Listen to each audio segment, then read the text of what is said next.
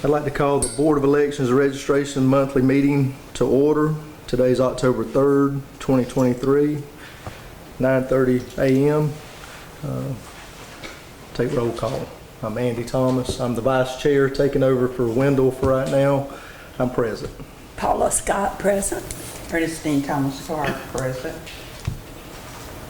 Mr. Bobby. My first time. Bobby Tanner, present. Matthew McCullough, present. Ms. Paula, do you mind doing the opening prayer for us? Dear Lord, we come to you this morning, a bunch of sinners trying to help with your world and the organization of it. And Lord, we pray that you guide us in everything that we do. Give us wisdom. Give us truth and honor. In Jesus' name we pray. Amen. Amen. Thank you, thank you. Let's stand for the Pledge of Allegiance.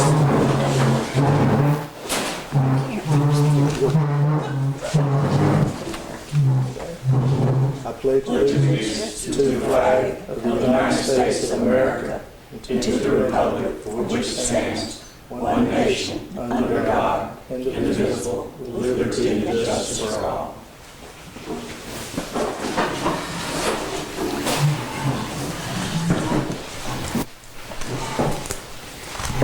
If you guys will look over the agenda, and I'll take a consideration to approve.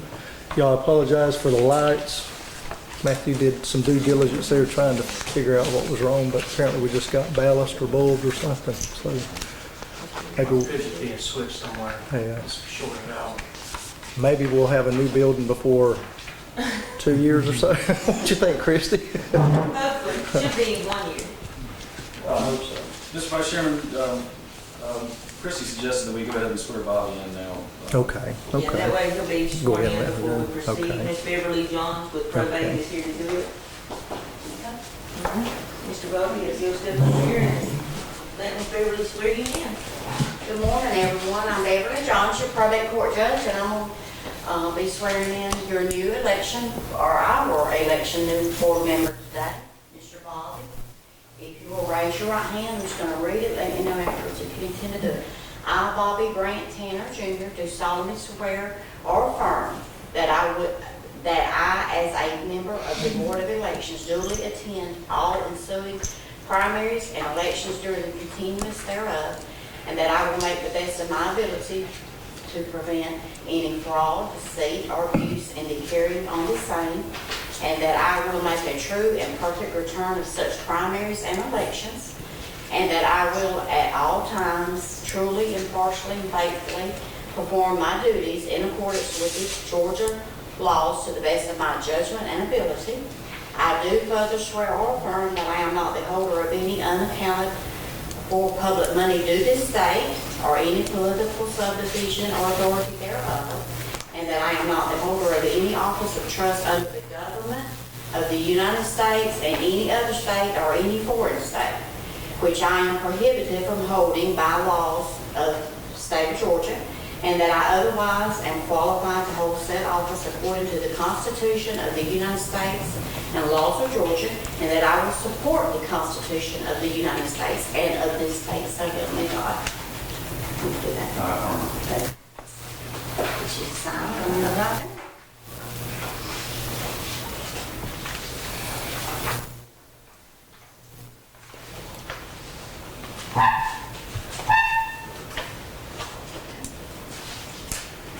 That's it. And what time do we have, Chris? 9:35. You want us to copy or want me to send you one? Okay. All right. Good. Thank you. You're welcome. While we got the spotlight on Mr. Bobby, do you mind telling everybody who you are, what district you're from, and who you represent there as far as your county commissioner? It doesn't matter, however you want to do it there. I'm Bobby Tanner, a 1972 graduate of Coffee High. I'm currently the American Legion commander at Post 18. I'm raised in this county all my life, the Tanner family. I live out in District 5, where Ted Osteen is my commissioner, and also Wendell Stone lives in that area. We're all in the Ambridge, Bushnell, Roxton area.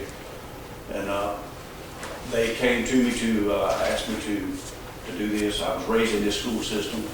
My daughter went through this school system, and I got 2 grandboys in this school system. So this, when I prayed about it and I had this laid on my heart, the main thing that was laid on me was for me to lean not unto my own understanding, but to let the Lord lead me through this. And that's what I'm going to do. Good deal. Well, welcome. Thank you for signing up for this mission. And I'm agreeing on it this. So Well, we're all still learning some things here. Anything you do wrong, there's 50 people correct you. Yeah.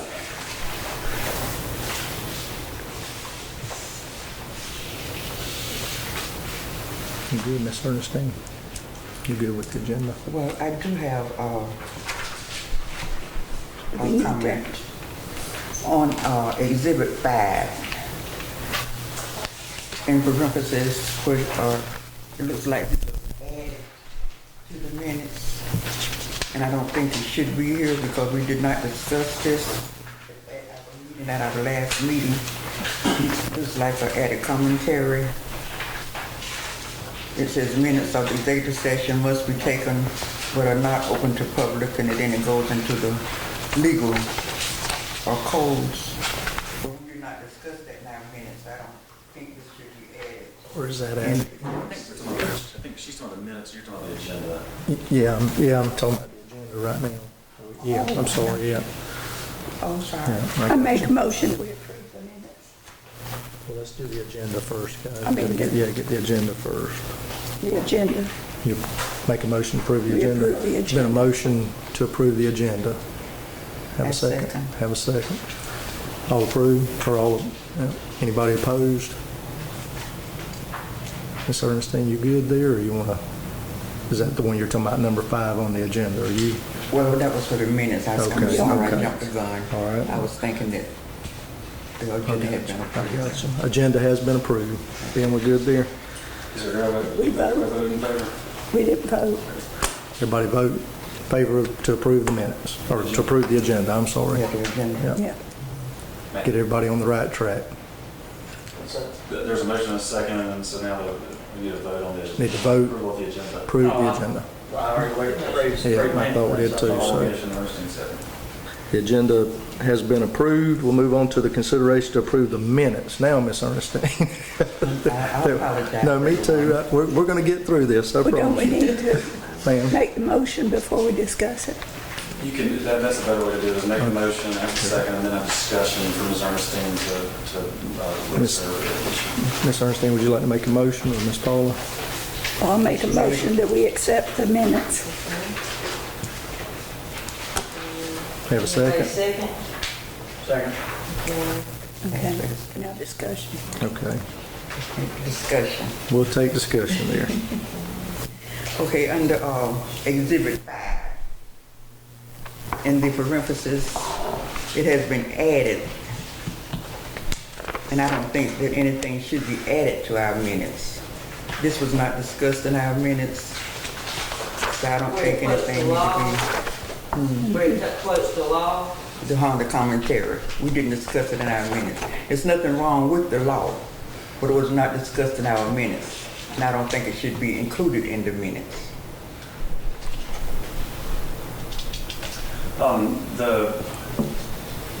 Christie added that, she reached out to me, asked me, if I could help her with the law, I provided her with the law. If you're asking from a legal perspective, I don't think there's any legal issue one way or another. It does provide some context, but it didn't happen at the meeting either, you're right. So it's just a contextual addition, and so I think it's entirely up to the board. If you wanted to exclude that, those few sentences, you could, or you could keep them in there. I don't think it's improper, but I understand what you're saying, is it wasn't said in the It meeting. was discussed. Christie, would you like to explain why we put them in there? Okay, so my thought process on that, and the reason I reached out to them was because in that exhibit, it was referencing the executive session minutes, and because some people could do an open records request and request the minutes and read through them and read what happened, I wanted to make sure that if a random member of the public that doesn't work here were to pull the minutes, that they could also read that, how the law reads in reference to those. It wasn't meant to influence in any way. It was just intended to make them aware of what the law is in reference to executive session minutes, in case they didn't know. I would make a motion that we amend the minutes to state that this was not part of the meeting, but is just for proper reference. It's been a motion to amend the minutes. Do we have a second? Got a second? Anybody opposed? All for it? When you make the motion, are you saying let it stay as it is and just add? Oh, you want to say it again, Matthew? All right, so my motion is that we add a statement in there that the parentheses part is not part of the minutes, just part of the law for reference purposes. Amending the minutes. And since your motion is pending, Paula, that's going to be treated as a request to amend your motion to approve the minutes Yep. as revised, as Matthew suggests they would be revised. So you would have to actually say, okay, I agree to amend my motion in the way Matthew suggests. Okay, I agree with Matthew's suggestion. Okay, so that motion's been, okay, and then you'll need a second to, so Paul has agreed for the friendly amendment, and so now you need a second to that. Second. All right, the motion has been seconded. All for it? All right, we have a quorum, and that is approved to amend the minutes. Thank you, Matthew. I think that would just Yeah. help with people understanding. Understand. That it wasn't, like Ms. Ernestine said, it wasn't part of the discussion. So having in there that it's, and I'm fine with having references to, like I know at some point in the past for one of our minutes, there was we discussed something that had been discussed in the meeting before, and whoever was doing the notes at that point just put in parentheses, this had been discussed at the previous meeting. And so I think it's okay to have references in there, but I think we need to differentiate whether or not that part of it was actually discussed at that meeting, so people are aware. Because somebody that was here might look at it and go, "Oh, I didn't hear that part," And but if there's a reference in there that says, Editorial comment. editorial comment, yes, thank you. Then would it, if we're doing something like that, doing a legal reference or something for something that someone can reference in regard to the minutes, is it better to put it in or put it as a reference at the end? As long as you put it in parentheses and identify it, I think it's As a okay reference. personally. Yeah, I agree with that. Right, that's Something what like that, just says editorial comment. It needs to be clear as an editorial comment, I think it's a great Okay. thing. Gotcha. Because we do want to be clear on what we discussed and what's just there for reference purposes. I think that's a good idea.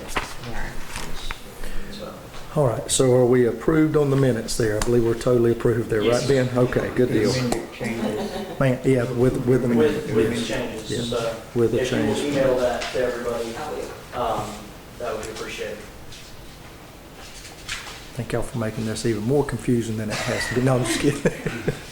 All right, with the minutes approved, let's review the budget, and this will be through August 31st, 2023.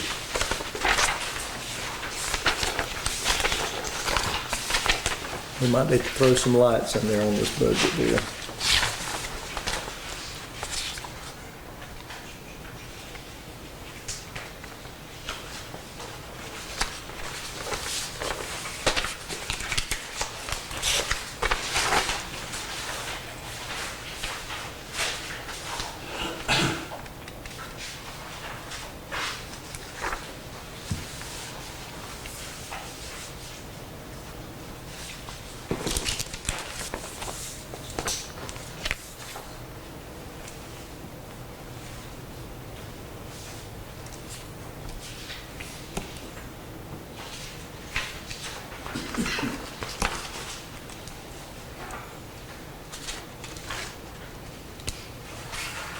There's nothing to approve from the budget. Okay, so, yeah.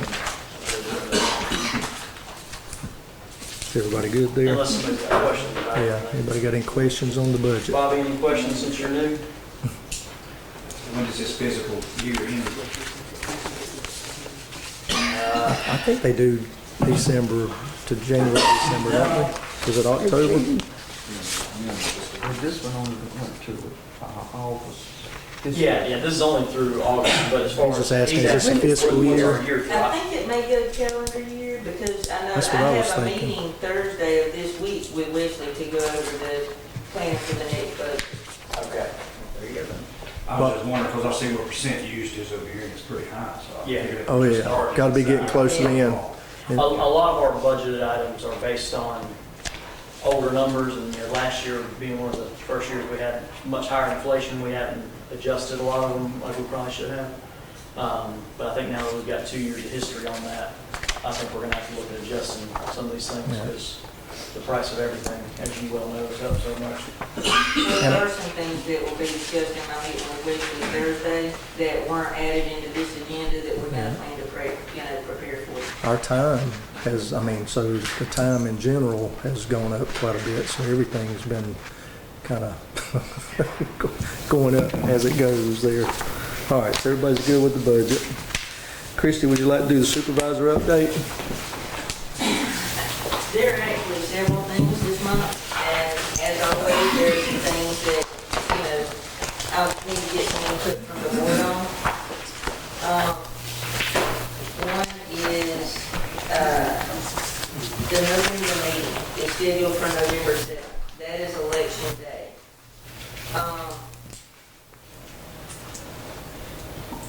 So that changes a lot. Obviously, we don't want to have a meeting election day, but that Friday the 10th is also Veterans Day, which means the 3-day deadline to approve provisional ballots legally between the state and county is being pushed out to the following Monday, November 13th, and the deadline to certify the election is being pushed out to November 14th, that Tuesday, because it has to be a day following the provisional as far as the deadline. So, that being said, the 7th is the first Tuesday, but we're having the election. The deadlines have been pushed out. The next Tuesday will be the 14th, but it really depends on the board and when you guys are available and y'all are comfortable doing the meeting. Matthew, Ernestine, have y'all been through any of that before? Have y'all had a meeting on election day, or you haven't? Not since I've been around, I don't think. One time. I think that would be I a may little have bit, before, 'cause you were on the board for a few years before I was. that just seems like it'd be pretty stressful to have it the same day of the elections. Would be for her. Yeah, Yes, I don't think that would be appropriate myself, okay. because she needs to give her full attention to the election itself. I agree with that. So, You have a proposed date, Christie, or? My suggestion was the 14th.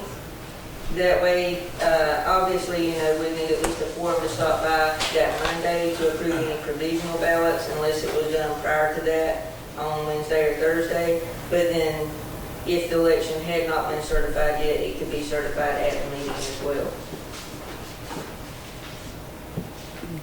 the 14th is that Tuesday, right? Yes, sir. Does everybody have their calendar with them? Yeah, I got it there. Miss Ernestine, you're good with that? Okay. Yeah. Everybody good with the 14th? So Veterans Day's the 10th, you said? Yes, sir. Okay. Well, 11th, y'all take a holiday on the 10th. Yeah, Veterans Day is the 11th every year, that's right, yeah. But, and they'll have us do it, I guess, the day Because prior it's to. on Saturday, it'd be on Saturday. How will that affect the election as far as, don't y'all normally, or I guess that'd be after the election. Yeah, as long as it's Yeah. not the day Yeah. immediately prior to or immediately after. Okay. Yeah. But that Tuesday, the 14th, is your certification day. That's the deadline for That's the deadline. certification, yes. Okay. And you want to try and plan to have it certified on Monday the 13th? I would think we could certify it the 14th, as long as we have a quorum here at the meeting, we could do it all that day. But we will have to, prior to the 14th, approve any provisional ballots.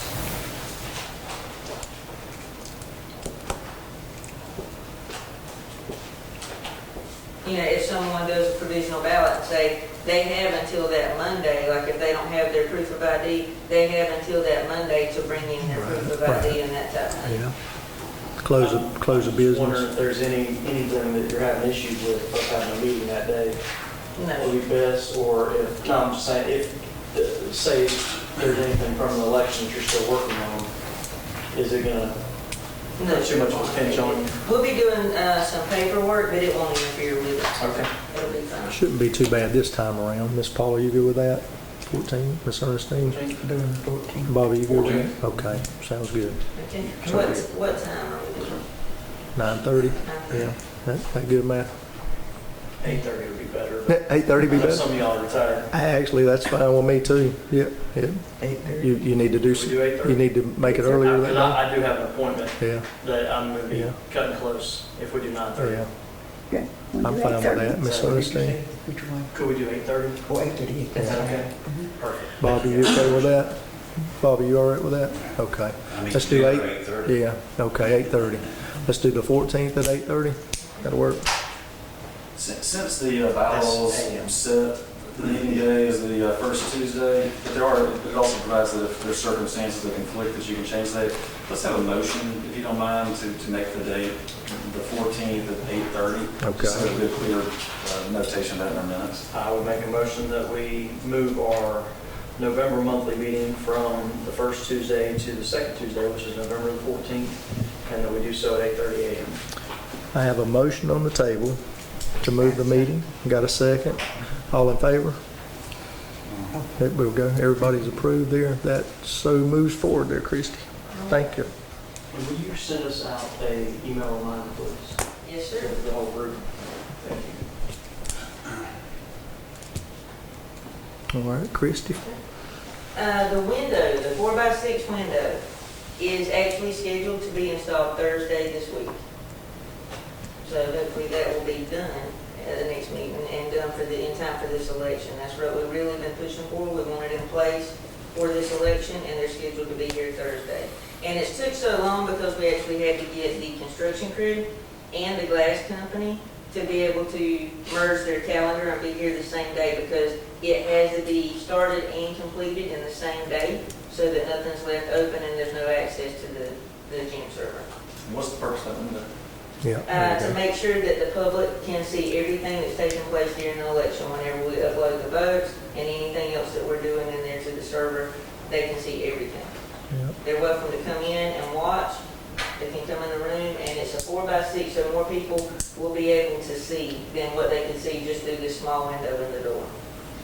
And hopefully everybody will be understanding with us. We're in a temporary building, so hopefully Right. till we can get something better. We did train with Carol, our Dominion tech. We spent a day training with her. Summer and I both did. We trained on the server. We did some equipment training, and that kind of prepped us and got us some base knowledge. And the $2,200 day of approved training with the Dominion Tech Xavier that the board approved is actually taking place tomorrow. He will be here all day tomorrow with us. We attended, I guess it was week before last, Thursday before last, we attended a training on absentee ballots with Secretary of State's Deputy Director, Dr. Jesse Harris in Camden County. We've got, so the next two things are both kind of big and may take a minute. The first thing is, we have some things that, there are things that everybody struggles to agree with, but then there are things that I think everyone agrees with. And some of those things, we could go ahead and make some statements to the public. I hope that you'll understand, I realize this is not going to answer every question. There's no way. This is not going to be, it's probably going to be less than what you were hoping for in the beginning. But I hope that you'll receive it in the spirit in which it's intended, and that is as a beginning. It's not all going to happen quickly, but we have to start somewhere. and say something, and some simple statements, if we can get those out. And I would like to make a few right now, we'll do one at a time, and see if the board is in agreement, and then give the board the opportunity to motion or vote on. So the first one would be Andy Thomas, Ernestine Thomas Clark, and Matthew McCullough are the current board members who were on the board February 25th of 2021. Do you agree, Ms. Ernestine, Matthew, Andy? Yes, Okay. ma'am. On February 25th, 2021, neither Andy Thomas, Ernestine Thomas Clark, nor Matthew McCullough were aware that anyone illegally accessed Coffee County's election equipment and technology in January 2021. Do y'all three agree? Agreed. Yes, ma'am. Yes. The Coffee County Board of Elections did not authorize the former election supervisor or anyone else to give any of the individuals seen on the January 7th, 2021 video access to the elections office, nor does it approve, endorse, or sanction such conduct. Everybody agree? Totally in agreement. Totally agree. Yes, absolutely. The old elections building was already scheduled for renovation, so rest assured that work is not being done to hide evidence. We agree? We've been trying to get that thing done for years. The board is not aware of any GOP meetings being held at the Coffee County Elections building. Is that a true statement? That's a true statement. Okay. And to further that, if I may, I would never be in favor of any political entity having anything on our grounds, because then that looks like the board or possibly the county would be in favor of it. I don't care if it's Republican, Democrat, Independent, some party we've never heard of, it doesn't matter. When we come in the door, we're supposed to hang all of our political preferences on a hook, and they're not supposed to come in this door with us. So I would never be in favor of allowing, even if our space has a general meeting space, I'm still Right. personally not in favor of that. Can I ask a question? Ben, I'd rather wait right now if you don't mind. Procedurally, it'd be better than not, Yeah. just wait till the next. Yeah, if you don't mind, Mr. Hudson, I'm sorry. If you could just hold on to Yeah. Mr. Hudson during the public comment portion, you can ask it. So would the board like to take a vote or make a motion to accept these statements? Will a separate agenda be done for February 25th? Not agenda, Separate. minutes. Will we have a separate set of minutes to reflect what we're discussing now? Yes, ma'am. Yes, Okay. ma'am. The minutes that will come up for approval at the next meeting will be available. You know, y'all will vote on them at the next meeting, just like you did this one. So if there's anything that you don't agree with, you can actually bring it back up then. Okay, that would be. But I think, and these are all the statements, these are the statements that I think we discussed yesterday, Mhm. but these are the ones that I think everyone was able to agree on when I called you. Right. Because, I mean, this is the statements that I'm presenting, and I did speak with Ms. Ernestine yesterday, and so I haven't added anything to it, but it will be in the minutes if you want to review it. No, what I'm asking, are these, or what we're saying now, will this be the minutes for February 25th, 2021? No. Are we? Oh, no, ma'am, this is not, here's the thing about that is, I'm not sure, that's something that would have to be discussed with Mr. Benz, because as far as my limited legal knowledge, my understanding is that at the beginning of the meeting, Andy recused himself and left, which leaves only 2 current board members who were present for that meeting, and we would have to have a quorum to be able to amend that as far as my limited legal knowledge. So that's something that y'all would have to discuss with Mr. Perkins. Make sense? No? No? How many in this group, What's a To quorum? have a quorum for this meeting. It has to be more than half. So out of a group of 5, it would have to be at least 3. Right. At least 3 people would have to agree and participate in it. They can't change the minutes from the 2021 meeting because there's not a quorum of the people present to vote on that. There's only 2 of I don't them. know that we could change them anyway, could we? I don't know that you could anyway, but I think what Paul is saying is hard Definitely to correct. even get past. I mean, even if there was a way to do it, you've got only 2 people that were present when that personnel action was actually taken. And so there'd be no way that Andy would have personal knowledge of what occurred at the meeting, so he wouldn't be able to vote on a motion to amend the minutes from February 25th. Because that's right, he left, didn't he? Yes. He did not attend the part of the meeting where the personal decision. Yeah. Okay, so I don't know how you can amend those minutes then, because he wasn't there to it, so he didn't have the knowledge today to agree to any amendment to the minutes, nor does Paula, nor does Bobby.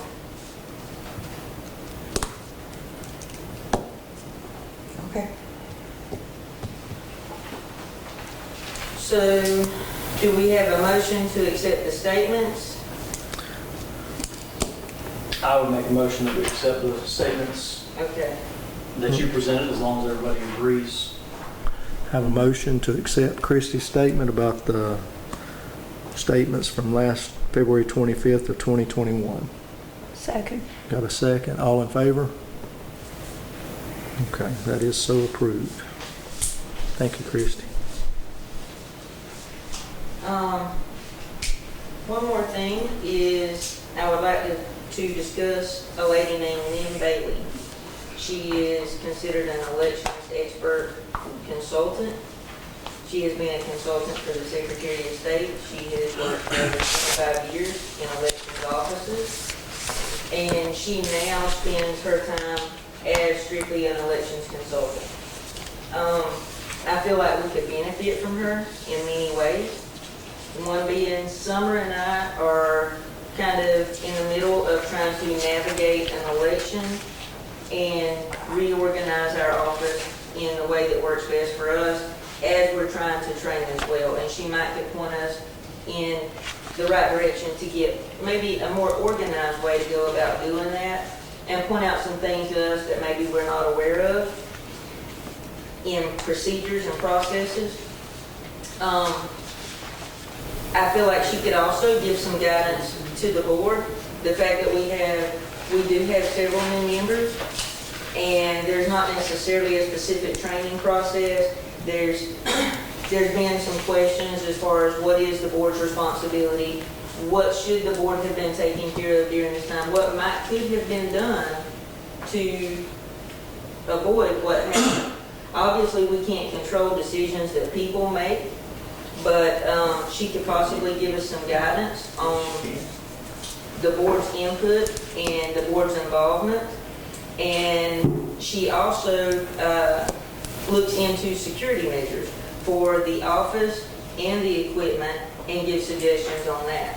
And I think that will show a good effort on our part if we contracted with her to show that we are looking into, getting advice on our security and getting guidance for our office and for the board moving forward in hopes that this will never happen again.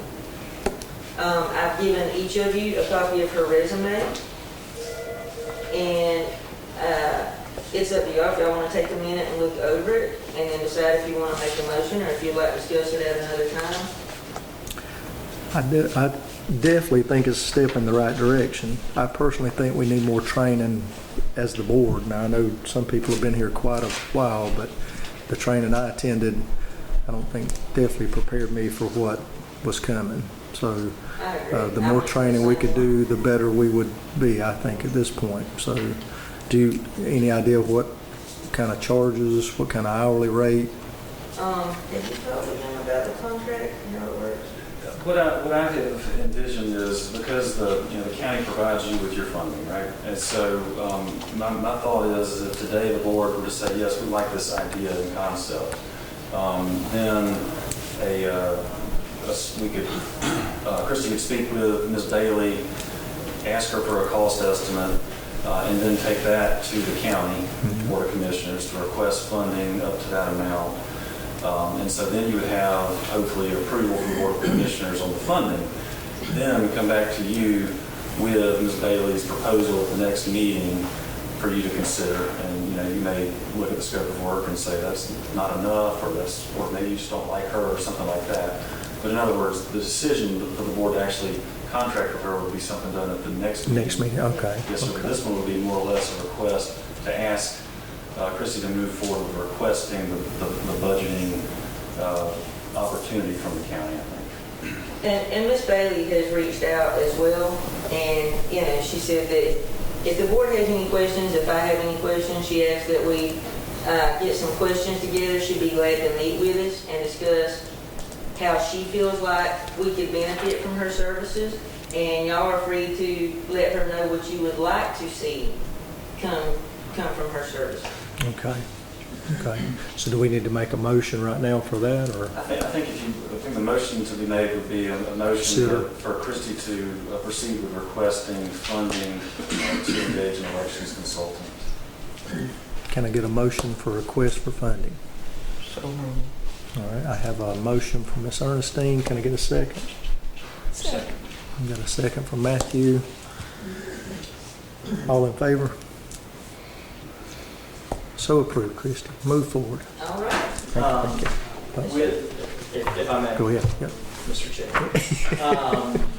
If you would, at the same time, done at the same time, I don't think we need to do one than the other necessarily.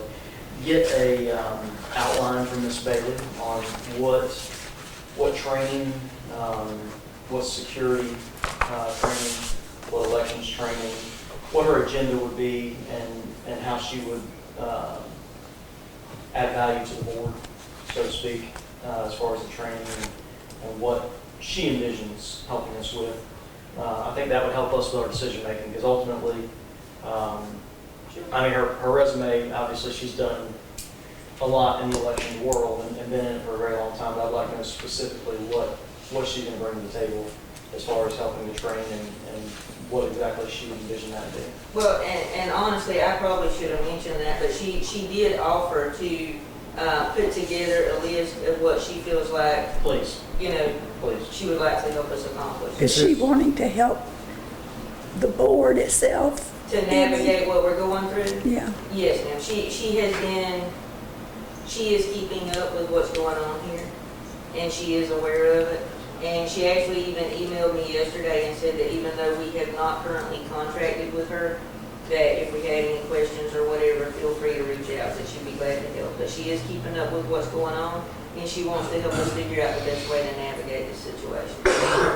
Is there any way she could come meet with us in the next meeting, maybe, just to kind of meet her and? I'm sure there's some cost involved in that, You so we think? probably need to at Think least so? find out what that would cost to have to do an initial meeting. Okay. Sounds good. But I think that's something that she could check on and email us. Okay. Yeah. And so I can get with her about that, and what I'll do is between now and the next meeting, I'll reach out to each one of you and just kind of let you know if there's a cost involved with her coming for that initial meeting at the next meeting. And that way we can go ahead and, I'll speak with you one-on-one, and we'll try to have it in place and figured out so that we can move forward at the next meeting instead of putting it off for another month. Okay. When we definitely, can benefit from her services, I think, so. Thank you. And something you also could work on between now and then is if November 14th is going to be a busy day for certification and other things, you could consider saying, well, let's have a workshop on the 21st or another date where she sits down with you guys for a couple of hours and all you're focused on is speaking with her and learning from her. Just another option to think about. It would be nice to have even some guidance before the election, in my If we're opinion. questioning, if we're doing a workshop or an education day, do those need to be open to the public, or they have to be open to the public? Yes. They do. Good question.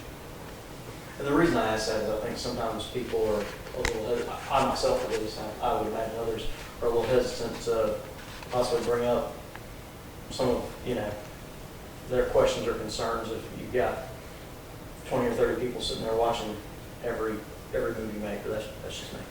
Yeah, I think, I would have to triple check, but I think it would still be subject to the Open Meetings Act because even though you're not taking official action, you're just training, it's still a quorum with you together, working on board business. So I think that's the reason it would have to be a public meeting. I do feel like it may be an option if she meets with everyone to discuss, you know, and give some guidance in the beginning, whether it's concerning this election or whatever, she can do that and meet with everyone and discuss how she feels like she could benefit us and where she could really help us out. But afterward, if we choose to contract her and you feel like you need some additional assistance or initial training, we could always schedule it for her to meet with you one-on-one. You know, and that way maybe you could, if there was anything that you felt like you needed to ask her specifically. Okay. So, I mean, because I'm going to meet with her one-on-one, obviously concerning the office, or one-on-two, because Summer will be here, but, you know, we definitely want her guidance in here as well, and want her to review our security procedures in the building with the gym room and with the equipment. Okay, okay. And that's it, that's all I've got. Good deal. Thank you, thank you.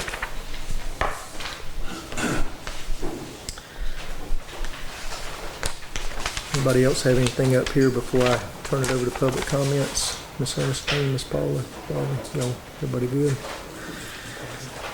I'm going to open up the meeting to public comments. I do want to ask the board, Mr. Hudson has asked for 10 minutes today.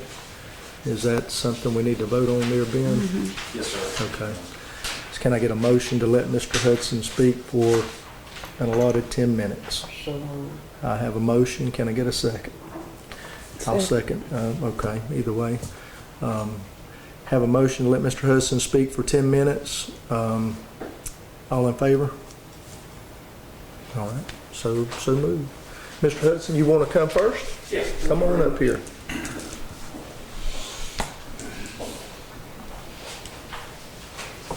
I want to thank the board for allowing me once again to come before you and to speak. Mr. Tanner, I'll introduce myself. My name is Jim Hudson. I used to be an attorney here in Douglas. I've lived here since 1981. I came to my first Board of Elections meeting in May of this year after researching and reading a lot about the breaches that occurred in our county on January 7th. I appeared as a concerned citizen. That's how I appeared then. I have felt like when I first started learning about all this that our public officials probably did not know all the facts. So I took it upon myself to learn everything I could, and then I tried to share what I learned with the public officials, including this board and the county commissioners. So I sent packages before I ever met with this board to the board and to the county commissioners of information that I could gather up, explaining what happened on January 7th, 2021, and 2 days later in January of 2021. I then followed that up with additional information after that meeting with another package, and also continued to provide information and to respectfully submit what I could round up and help them with. And I did learn from comments that I had feedback later about that information that I provided, that many of the public officials were not aware of the information that I had sent them, but they were not aware of the details of the breaches that occurred.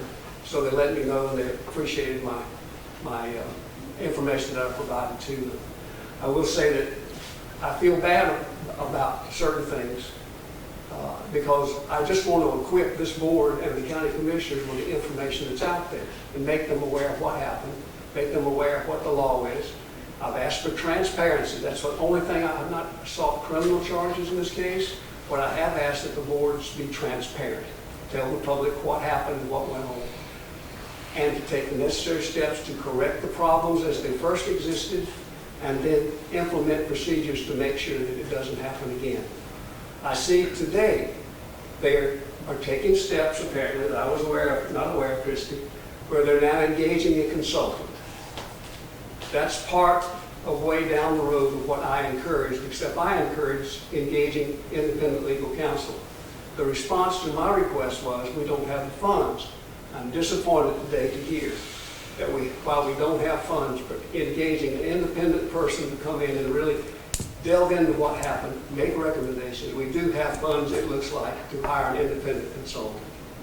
I did put together some information today, Mr. Tennant, and members of the board.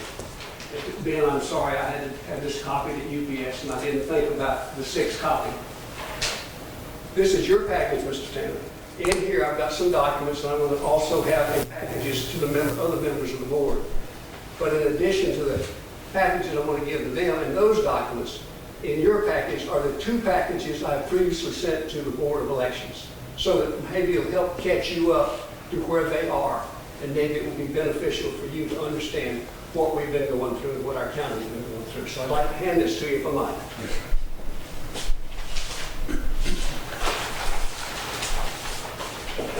And the members of the board, if I might, packages as well. This is for you, Mr. Thomas. Thank you, thank you. Mr. McCullough. Ms. Ernestine. Ms. Paul. There's a few documents in there. You can look at those when you get home. And along with what Mr. Thomas said, I've included some laws in there. I've included some information that relates to the law forming this board. The bylaws, I've included additional videos. Some of the stuff will be a little bit repetitive from what I previously provided. But the first thing that you need to look at is the letter that is on the top that Mr. McCullough is looking at right now. That is the mystery letter. If you recall, there was supposed to be a written invitation that was issued by our Board of Elections, inviting the people to come into our elections office on January the 7th, 2021. Mr. McCullough has it in front of him, and what is the date on that, Mr. McCullough? 12/31. That was initiated by Misty Hampton, and I just recently received a copy of that. But that is the letter that, like I say, that's been referred to as the letter of invitation. Can I ask a question? I mean, is the letter addressed to anybody? No. Ben, I can let you look I on can this one address if that. you need to. I can let y'all look on this one if you need to.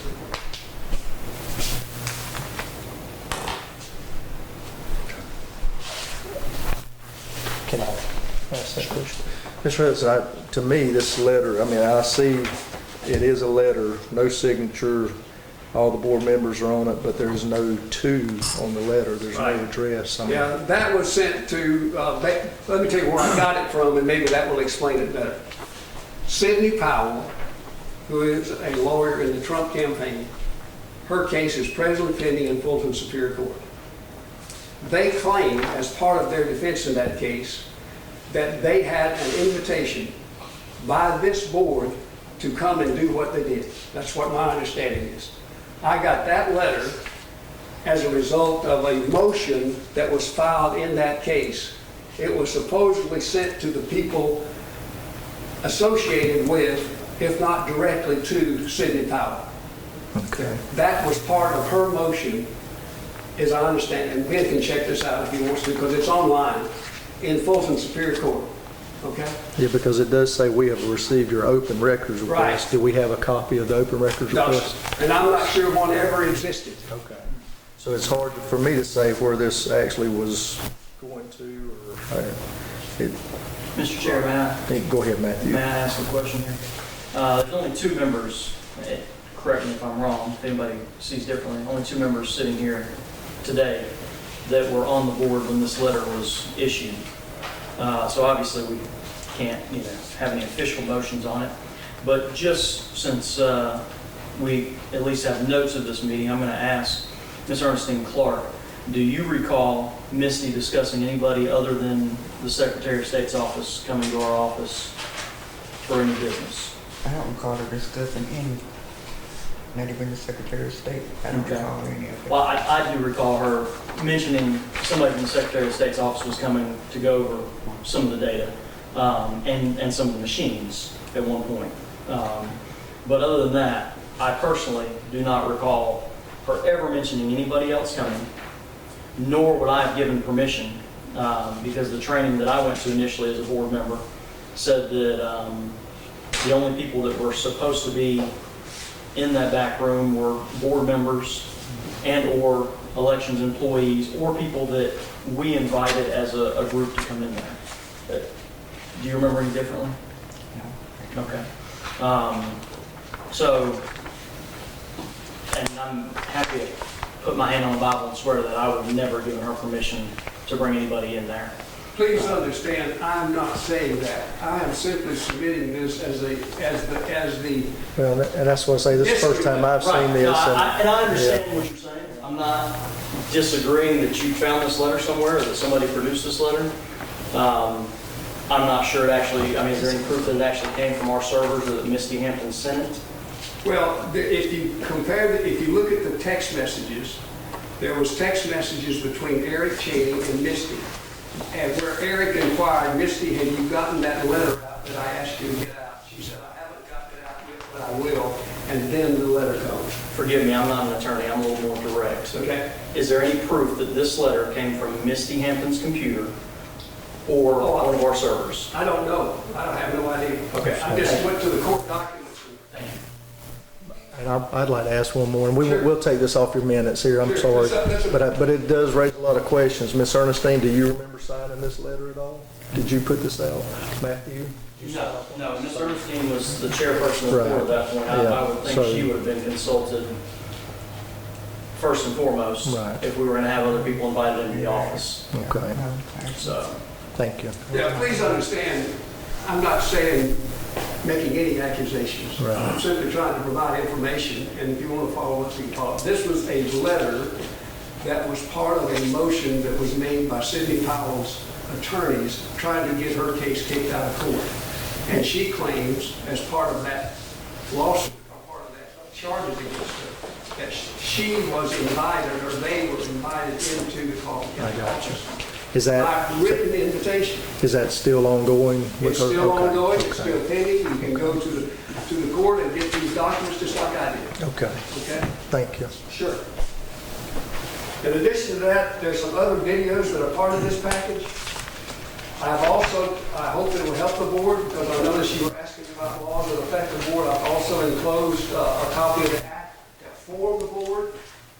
And you'll see that there's a copy there. There's a copy of the bylaws which govern this board, which I have also enclosed for your information. I've also enclosed some code sections which tell you the very strict legal requirements that apply to EMS servers and other equipment and to the elections office itself. I hope that's of some benefit. There's also a section which talks about handling the voting system equipment, and I think it requires that before you move the server, you have to have written permission from the Secretary of State to move the server. And this board has to have written permission from the Secretary of State, if I'm reading that correctly. There's also a letter that Oliver Maynard, the letter of engagement where Ben was engaged to represent this board. The only question I had, and this has not anything to do with Ben's integrity. I think highly of Ben. I think he's a good lawyer. I've known people in this firm ever since I was a young lawyer. But there's one part of the letter that concerned me, and that's the reason I attached the letter of engagement. And it reads on the end, on the second page, and basically the second paragraph. As you know, while the county would be paying our legal fees and costs, our client is the Board of Elections, and thus we will take direction from the Board of Elections without influence from the county or its officials. Now, I would interpret that to mean that the county attorney cannot be part of the legal representation of the board. At one point, I know Mr. Rao and Mr. Perkins both represented the board, at least they were held out to represent the county. And if that's true, then the county attorney, in my opinion, is part of the elections officials of Coffee County and should not be representing this board. Again, you can take that up with Mr. Perkins. I've also attached a few pages from a lawsuit that was filed in Fulton Superior Court. Again, the board was not aware of this lawsuit as I understand it. And at the end, there's a resolution which I've attached, which is the resolution that I submitted to the board, or submitted for consideration by the board, which the board turned down, which I hope eventually they will consider. When I was preparing for this meeting, as a matter of fact, it was last evening, I received a letter from a person who is a native Coffee County. And I'd like to just read this letter to you because I think it's an important letter and expresses the feelings of a lot of people. I said, she writes, it was a lady, the issue of the multiple breaches is urgent. It impacts the community and our democracy. Your interest and curiosity are important and appreciated. I'd like to explain my connection. Douglas is my hometown, and although I don't live there now, I appreciate my time growing up there and care deeply for the people. A little over a year ago, when I saw the Washington Post reporting, I was shaken. In addition to reports I found by searching, friends were sending me articles saying, "Isn't this your hometown?" I'd also wake up to my husband saying, "Coffee County is in the news again." I would check Coffee County local reporting and find occasional small bits, but nothing like what I was seeing nationally. In May of this year, I found Marilyn Morris on a social media site where there were people commenting on Coffee County. I discovered that she was part of a nonpartisan, safe and fair election organization, Coalition for Good Governance. I reached out to her and I'm very grateful she replied to me. The exposure has the county commissioners and the former Board of Elections members on the defensive. They are trying to claim that Maryland has ulterior motives in exposing the massive voting system breaches as a way to convince locals not to trust her. And so the community doesn't lose trust in them. They are pointing fingers at others because a mirror is being held up. The commissioners and former Board of Elections members are void of transparency and accountability. And I know that there are citizens who had suspicions of wrongdoing, and those suspicions were confirmed upon seeing the national reports.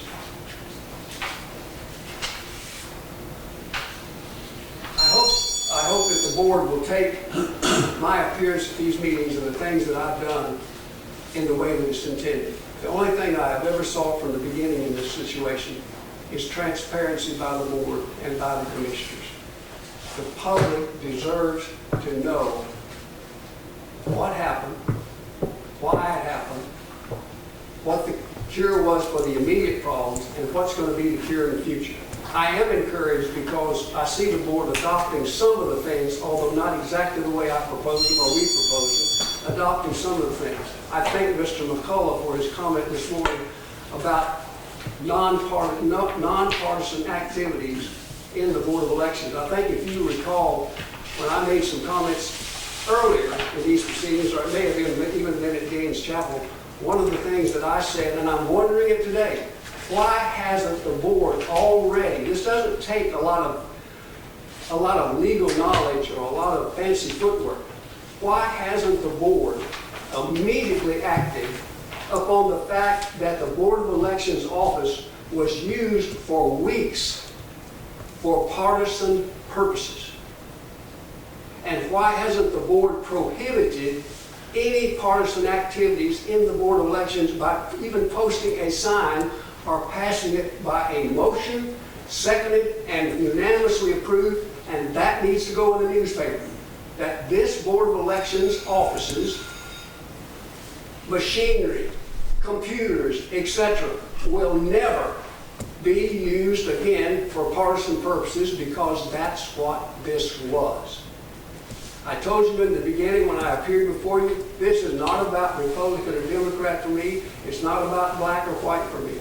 It's simply about trying to make our county better. It's about informing our citizens of what happened and taking the necessary corrective action to cure the problems and to ensure that they never happen again. I've heard a couple of excuses from people. One, they say, everybody knows what happens. No, they don't. You know they don't. You know when you read these packages, the public doesn't know what happened. But they don't. I met a man yesterday, former school teacher. We got to talking about the breaches. He knew a surface amount, and he's a reader. He didn't have a clue what this was all about. So I urge you to be transparent with our people, to simply do what's right. That's all I've ever asked. I'm not here, as I said, as a Democrat or a Republican. I just want our community to be better. I want to get this community out of the headlines and get us back to where we normally were. I do thank you for your patience. I thank you for your understanding. I thank you for your service. And if you read the law and you read everything I gave you, you'll realize how important a job you have. And it's a tough job, and it's going to be tough until all this mess blows over, because people are going to be looking at us as to what we do. And we're all counting on you. We're counting on Ben as your legal advisor to guide in the right direction, and I hope that he will. And I appreciate the service of Misty, who's obviously jumped into this with both feet. Christie, yeah. Let's make sure we get that one right. Yeah, Christie, yep. Misty has been gone for years. Oh, I'm sorry. Forgive me. It's okay. I do appreciate her service. I know it's a tough job, and because I was once a county attorney and also attorney for Board of Elections, and it's a difficult job. But thank you all for letting me speak, and I look forward to continue to work with you. And I hope you will take my comments not as being disparaging in any way or critical in any way. I just want to help, and I'll do what. Which brings me to one more thing. Just let me say one more thing, and I'll let it go. I have personally invited people to come to these information sessions. Not to where you would be harassed or questioned or embarrassed, but I have not had one county commissioner respond. I have not had one county commissioner pick up the phone and say, Jim, we got your invitation. I don't feel it's appropriate. If you don't mind, I'm going to skip it. And I would have gladly understood. But I haven't had one county commissioner contact me. Not one. I went to the county commissioners meeting. I've known some of those people since 1982 or 81. They don't even acknowledge me anymore. There's something wrong, and politics is ruining our country. It is ruining our country. It's poisoning relationships that we've had for years. I can't even go to church and mention anything anymore about politics. And the same with the public. I can't go in public and even speak up about anything because our system has become so poisoned. And this breaking and breaches is a symptom of that poison. And I urge you to do something to put this behind us. Thank you so much, and thank you for allowing me to go overtime. I'm here if you need anything. I'm here to serve you. If I can answer your questions, I'll do it. And I thank you. Thank you. Yeah, thank you, Mr. Hudson. Thank you. Mr. Chairman, if I may address something. Yes, sir. If three of us happen to show up, or three commissioners happen to show up at any meeting, any event, anything like that is then considered a meeting. And if we don't announce it first, then we can get in trouble. So, me personally, just so you'll know, when you extend an invitation, on the chance that I may break some rule, I don't go. As crazy as this may sound, there's been a few times where I walked into a restaurant and there were two other people from this board there back when I first got on the board, and turned around and walked back out. Didn't eat lunch there because I was afraid that somebody would construe it as, even though we're at three separate tables, having a meeting. That was one of the things that they warned us about at one of the trainings that I went to. We have to be very careful about that. Three of us show up somewhere. I guess technically three of us were at a football game. We could get in trouble. I don't know. But, Well, thank you. so. Thank you, Matthew. Go ahead. In Christie's statement, she made the statement that as far as she knew, and we knew, there had not been any political meetings in our building. You're referencing that there shouldn't be, and that there have been. I don't. Yes, ma'am. Well, you had Kathy Latham, who was the head of the GOP, leading people into the building. You've had people that were meeting at after hours, Ms. Paula. Kathy Latham, Misty Hampton, Tony Rowell, Ed Boyles. I don't think they were meeting about board business. No, but and we know this one occasion, but from what you said, it sounded like on several occasions there had been meetings of different political groups. I was just referring to the individuals involved in the different meetings. The meeting started taking place in December and led all the way up into January. Go ahead, Matthew. Just a reminder, first of all, we're supposed to ask the chairperson before we go to speaking.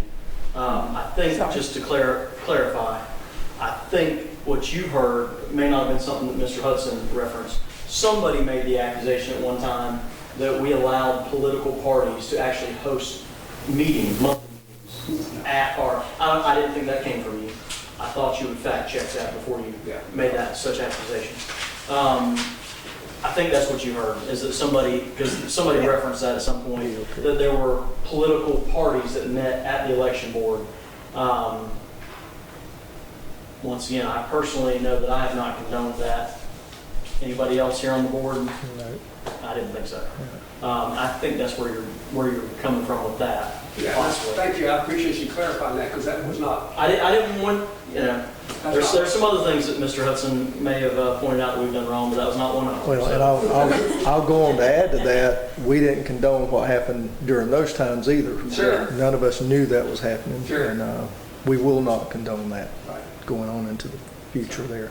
I would also like to point out, there's been a lot of talk about what should and shouldn't be done. If I may, Mr. Yes, sir. Chair. If we simply follow the rules that are in place, there will be no issues. However, I think that most people can agree that any person that you put in a position of power has the ability to do something wrong. Whether that be somebody at a bank that decides to sell everybody's social security numbers or make a copy of a key to get into the safety deposit boxes, or somebody that works at the school system that steals supplies and sells them on eBay or whatever. I mean, there's so many things that you can do in any job, and we trust that we have the right person here in Christie to not do wrong. But unfortunately, we still have to, the rules have to be followed. And there's no way to ensure 100% of the time that every person in the world follows the rules. But we certainly hope they do, and we want to do everything we can to make sure that happens. Or I do, personally. I won't speak for the rest of the board. That's not a board statement, that's a Matthew statement.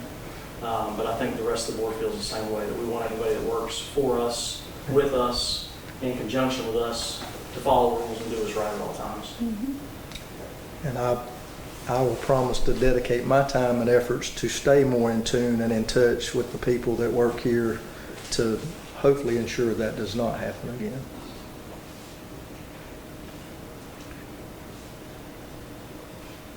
Anything May I else? just- Go ahead, Ms. Paul. I guess I'm wondering, what else do you want from us? I mean, Christie's statements today have been forthcoming. And I wonder, what else do you want from us? Go ahead. I'm Ron Morris. I came to the last meeting, and I really don't want to be here, but I came to ask some questions. And you didn't answer the questions that I asked. So I don't know if you're being blocked by your attorney. And Bobby, I welcome you aboard. I've known you for a long time, 35, 40 years, and I know you do a good job. And I'll ask you these questions, and hopefully at some point in time I'll get an answer to it. And it's about money. I mean, we're all taxpayers in here. Did the voting machines need to be replaced prior to the data breach? Were they bad machines? Was the county going to replace them anyway? Then who authorized the replacement of the machines? Was it the Secretary of State? Was it the county?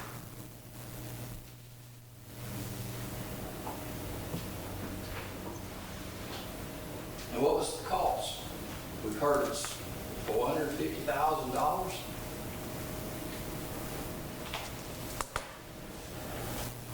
saw the other day where Scott Hall and his plea deal, part of it was that he paid $1,000 per probation, each year of probation. And we all pay taxes. So if it was $450,000 to replace those machines that didn't need to be replaced until after the breach, then Scott Hall needs to pay a heck of a lot more than that. I agree with that. And anybody, Eric Cheney, Ed Bowles, anybody that was in that building at the time that that information was stolen, thieves came in here and stole. And we had community members that allowed the thieves to come in here and steal something as precious as our vote. I've got a good friend right now. We call him our son. He lived with us for 2 years when his mom was going through some bad times. He left 2 weeks ago for Poland. He's in the Army. And he left a wife and 3 children. And he's going to be gone for a year. And he's putting his life on the line every single day to guarantee that the people of this country have the right to go and vote, and their vote not be stolen. I've got a great friend. A lot of you know him. I'm not going to mention his name. He's going through kidney dialysis, almost 5 years now. He goes Monday, Wednesday, and Friday because he was exposed to Agent Orange in Vietnam. And the government for years said that that exposure didn't cause the problems that he has. Got a cousin that died from it. And so, if you take an oath to defend this country, and to me, one of the most honorable things you can do is serve in the military. Bobby, you said you're American Legion. Did you serve? Thank you for your service. And you put your life on the line every single day. And I know there's probably men and women in the military today that probably question after everything that's going on. And we're here today. We are here, and the elephant in the room. We're here today because of one person. And yesterday, he called a DA, a district attorney in New York, a racist. And he called the judge deranged. And if that person were not put into power in the position he was put in, we would not be here today. Nobody, this wouldn't be going on. So my question is, I want those answers. And I've contacted the Secretary of State's office, and this stopped over a year and a half ago. Nothing. Are they letting it play out to the point where, and if we're waiting on indictments to fix our problems, then that's. I have one other question. The county retains legal through Tony Roberts, through his firm. Is that correct? County, Ben, can you answer that? Or? The county retains legally Tony Roberts, right? The county attorney is Tony Roberts Okay. So why are you hired? to represent the Board of Elections. And I'm going to talk about that. Is that in your budget? Is that in your budget or the county's budget? I believe that's the county's budget, if I'm not. So why, if they already hired Tony Rawl and his firm, why do they have to hire you? I'll speak to that on that part of the agenda. Yeah, so if we added a part to the agenda for the Board of Elections attorney, comments and updates, and he's going to address some of those things. Okay.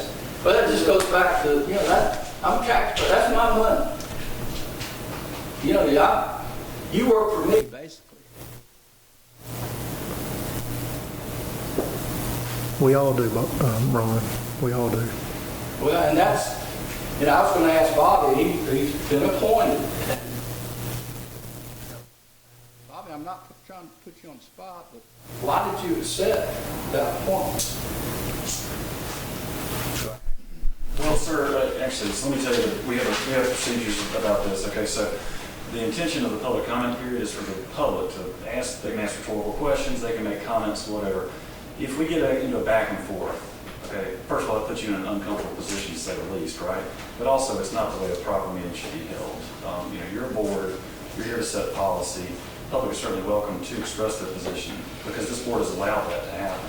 But the better approach is in item 10 of the agenda to respond to those questions and comments that you wish to respond to. So if you'd like to make and respond when he's done, then you may do so.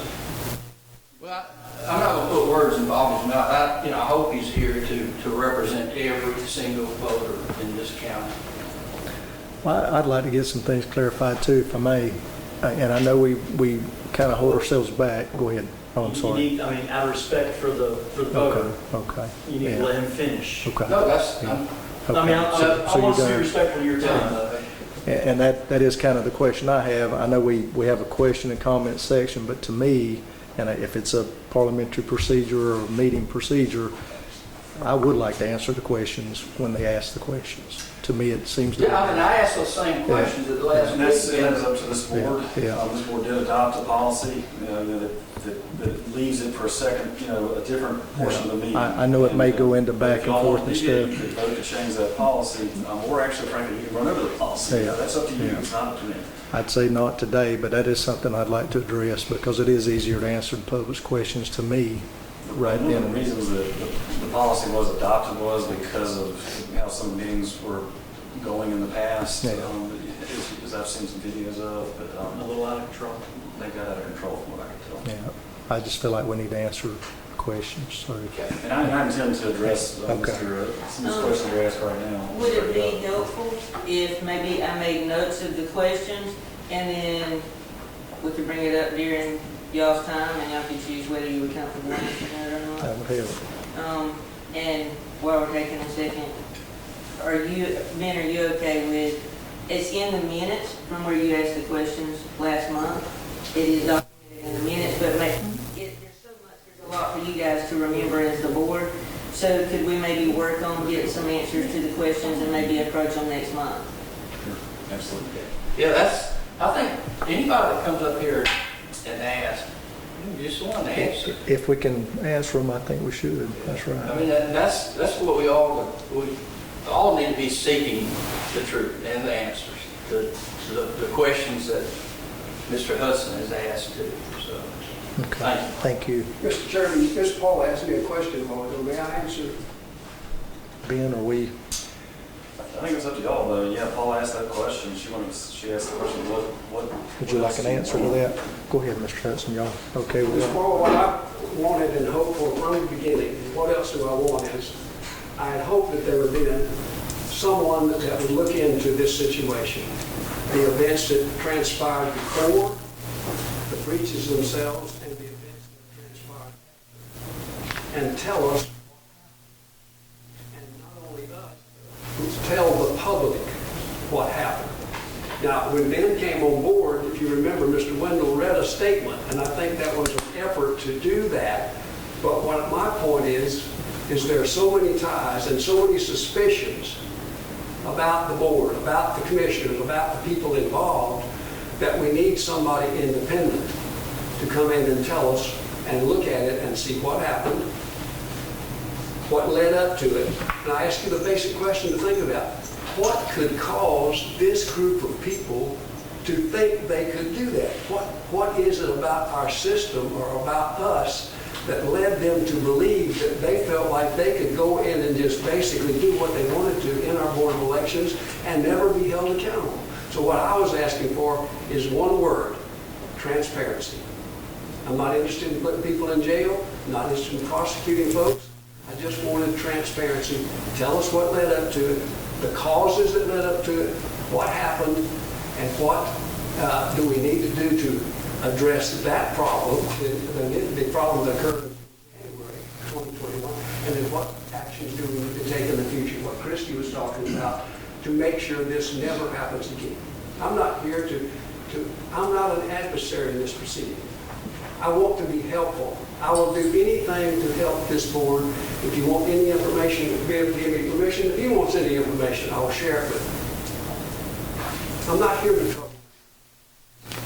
I've already got enough trouble being here at all. You can imagine. Because I have friends just like you do, good friends that are involved in this. And I didn't want to come. I don't want to be here. I've got other things I could be doing, plus I would make a lot less enemies and make a lot of people less angry at me and telling me you're going to pay for this. So that's what I want. I just want transparency. Okay. And that's why I suggested hire independent legal counsel. I thank Chrissy for her suggestion about the voting consultant. I think that's a step in the right direction, but I don't think it's a far enough step. Because I think, again, we need independence. That's what I'm saying. I hope that we will achieve that one day. And I think we're inching toward it. We're getting closer. Because now at least we're talking about a consultant coming in to tell us what to do. Where we didn't even have that before. Thank you. Thank you. I appreciate your allowing me to speak. Thank you. Do we have any other public comments? Excuse me, my microphone will pick me up, and I'm Johnny Wilkerson. I'm here recording this on the DCTV3.tv. But I asked a question at the last meeting. One of them been answered today, but the other question was kind of a simple question. I guess I should be making it to Christy. I understand Christy tell me nobody's allowed in that room to process the room with tallying votes. Is that right? Not county commissioners, not county managers. I'm not saying they would, but I know the last mayoral election when the mayor and Coley was on the ballot. I was watching Robert Preston's feed, and he turned the camera around, and people just walking in and out of that room. And Miss Coley was making a lot of noise about it. She was really questioning about it, but they weren't paying attention to her. I got concerned. It just didn't look right. So I understand what are you saying that nobody's allowed, not even county commissioners, not even county managers, that sometimes seem to take the privilege, and that's what I saw, taking the privilege to go in, just in and out that voting tally room. Are we saying that nobody? And then my standard question was, are the commissioners here, the Board of Elections, are they allowed to go in that room? I know they are allowed to go in that room? Yes, the Board of Elections is allowed. I guess one of my questions is because at the other building, the actual gym room where the server is located, it was a very small room. Very small. I mean, it would be hard to fit very many people. So, but there was another room off of that that had a table in it where the board actually adjudicated the vote. Or the ballots. They would adjudicate ballots. So, were they going actually into that tiny server room, or were they going into the room where they were adjudicating the ballots? Well, see, that's something I don't know. I was watching it from the feed, and at that time, I didn't think it didn't look right, but I had other people witnesses say that, and that was my question. Really, I want to know what room did they have access to that they was going back? Because I can't say that it was, but I know this is Coley. Apparently, she knew. I guess she knew, but she was making an argument about it that the county commissioners was going in and out that room, just back and forth. What year was that, Johnny? That was the last mayor's race. 4 years ago? I'm not sure, but I'm going to ask. Oh, I'm sorry. Go ahead, I Ms. can address that, and Matt can help me.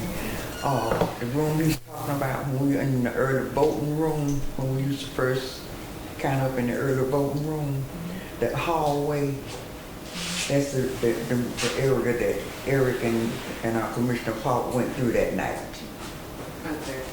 We all were sitting to that long table. Right. And they went through the hallway into the office. Into the office, okay. So they weren't actually in the gym room? Okay, and that's what, I would have to see the video, but Miss Ernestine was there, so she can address that. So that she said they weren't actually in the room with the server? No. And that's just like, so this right here is our server room now?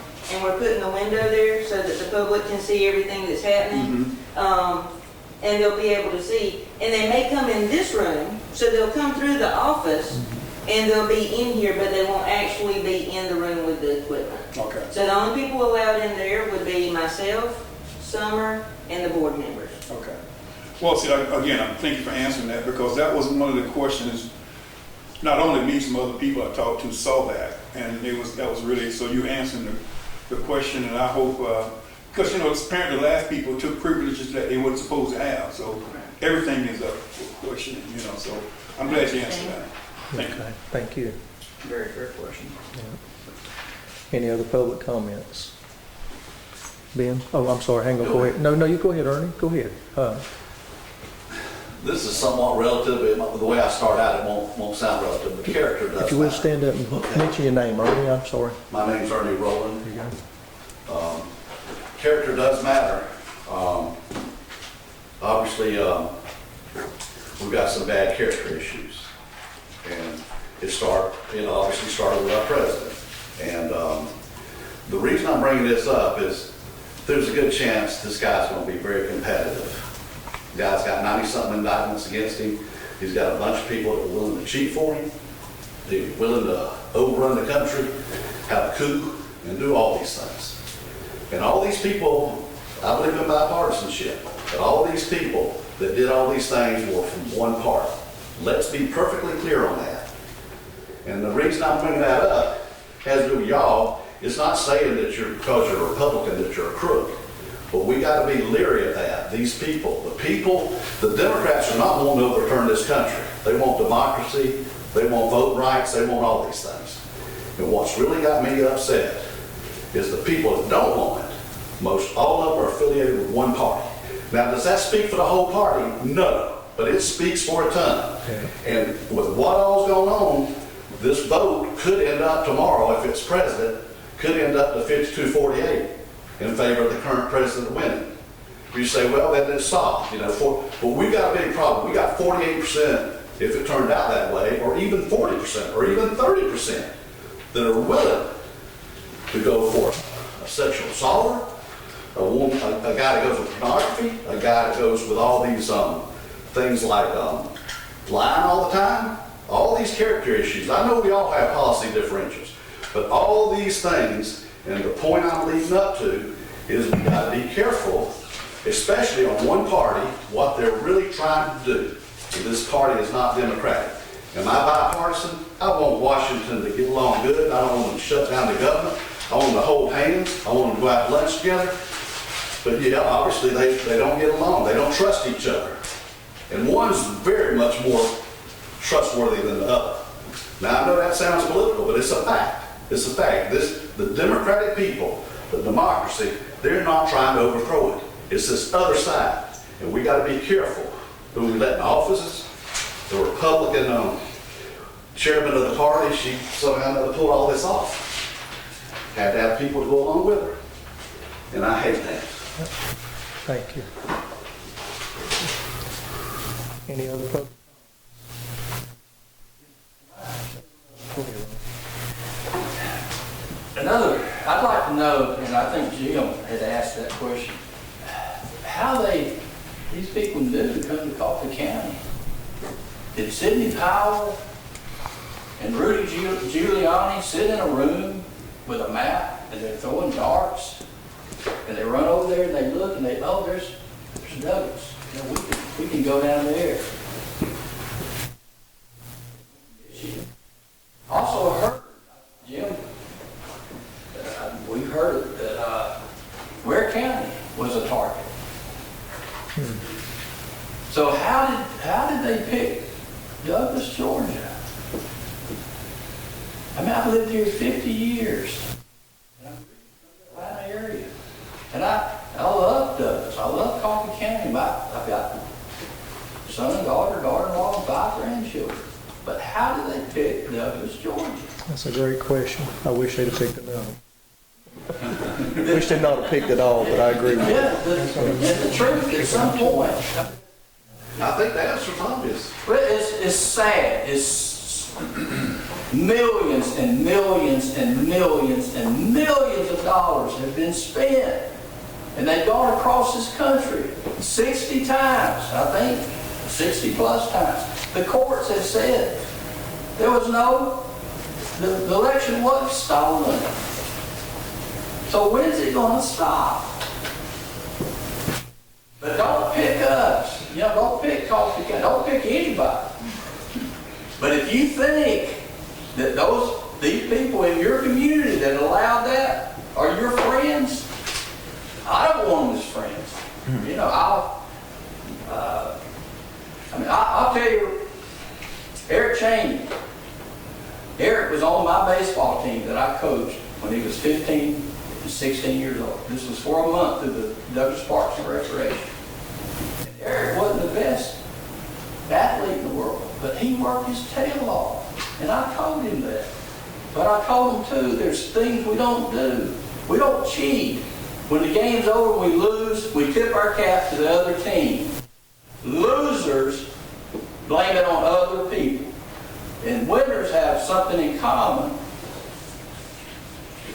Failure, they don't mind failing. I mean, they don't want to fail. But losers will blame others. So, Christy's got it right. We've just got to put everything in place. People, security, whatever it takes, that it never happens here. I mean, I've got a good friend. He's from Iceland. He lives outside of Reykjavik, the capital. And Robert, he's emailed me several. Ron, what is going on in your town? And he's Icelandic. And that's not the way I want Douglas and Coffee County to be known. And I know people, you can't keep them sometimes from doing bad things. But we have to be, I guess we have to vet who put in those positions. Thanks. Thank you, Ron. Thank you. Mr. Ben, if you would go ahead and update us right here on the update. Yes, sir.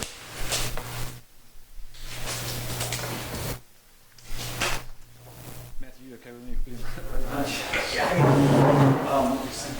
So first thing I wanted to do is actually to address my role and who I am, because that has come up a great deal, and I thought Paula, at the last meeting, after the meeting, asked me a great question. She's like, "What is it that you do?" Essentially, was the question, in a very polite way. And who's your allegiance to? And it struck me that I really had never explained anything like that. And just to explain the reason that I am kind of quiet at these meetings, other than I'm a little more talkative today, is because they're not here to see me, and I know that, and I respect that. But they're here to see you, for you guys to set policy and make decisions. And so that's why I really have held back. But I understand that it's an issue, and also Mr. Tanner's here, so he probably would benefit from hearing this too. So my role and my allegiance is 100% to the Board of Elections. I can't take direction from the county. I can't, because you're my client.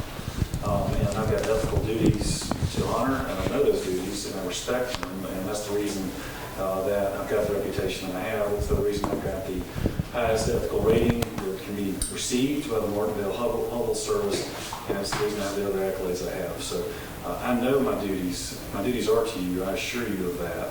And so that's first and foremost what I want you to know. Secondly, I think it's probably beneficial for you to learn a little bit about me and my role in elections law in particular. One of the matters in which I've been involved, in which I'm most proud, actually involves a lawsuit filed by the Trump organization, the Donald Trump's election organization, regarding the 2020 election in West Chatham County. And so I got a call on a Sunday evening from Chatham County Board of Elections asking me if I could represent them. There was an emergency injunction hearing being held.